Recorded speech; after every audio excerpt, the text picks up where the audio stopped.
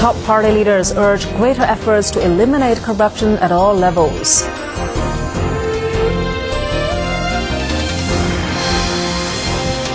Indian Prime Minister Manmohan Singh continues his visit to China, meeting with top leaders and calling for more Sino-Indian dialogue.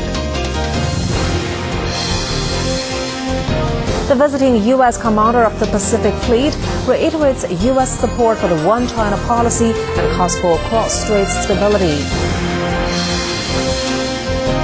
And high security levels at Beijing's Olympic venues aim to ensure the safety of athletes and spectators.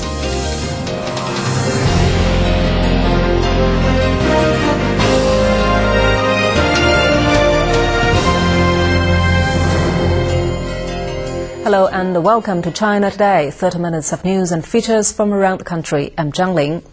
The party's disciplinary body has concluded a two-day plenary session pledging to step up its anti-corruption campaign. General Secretary Hu Jintao addressed the meeting attended by senior party leaders. Sun Xiaolong has more. Hu Jintao stressed the party must have a clear understanding of the situation to fight corruption. He added, fighting corruption is a long-standing, complicated and arduous task the party must take. He said the Communist Party of China has a tradition of attaching importance to anti-corruption, especially at historical moments in the nation's development. The General Secretary emphasized that in the coming years, the party will continue efforts to find more scientific ways to fight corruption. He added, corruption must be eliminated from its roots. Hu Jintao said, tougher measures will be taken to punish corrupt officials. In the meantime, he says, more supervision mechanisms should be formed to prevent corrupt activities. Hu Jintao urged local CPC discipline inspection bodies to explore new forms of corruption generated from fast economic development and to keep improving anti-graft systems.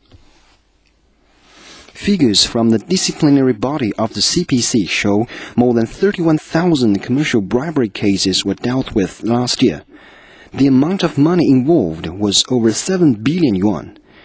Nearly 7,000 government officials and staff were punished.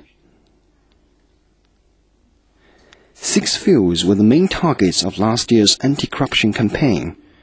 They include construction projects, land selling, assets and equity exchange, sales of medicine and medical instruments, government purchasing, and mine development.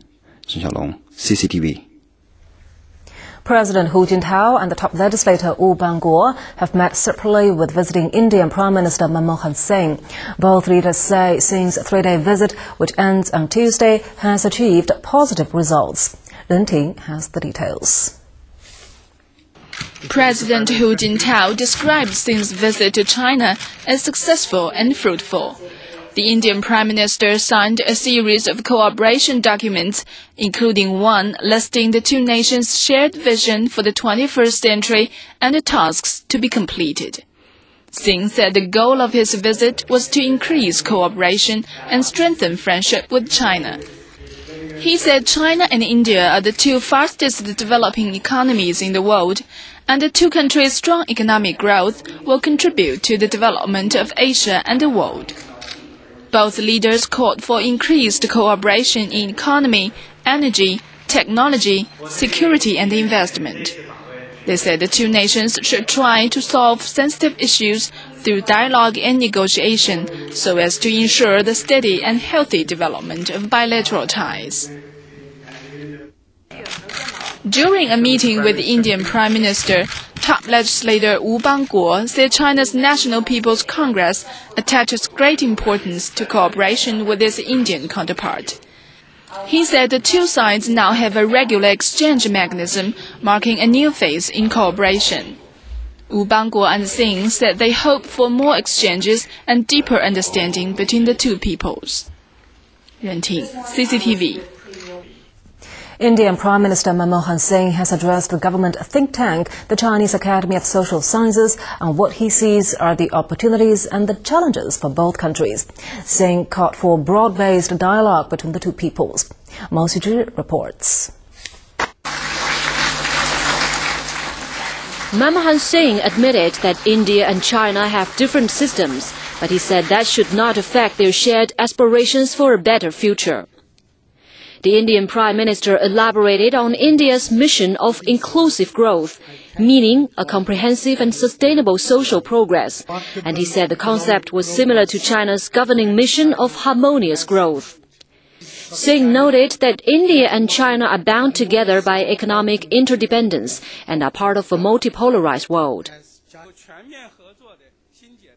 I look forward with optimism to the future and the role which India and China are destined to play in the transformation of Asia and of the world as a whole. This optimism is based on my conviction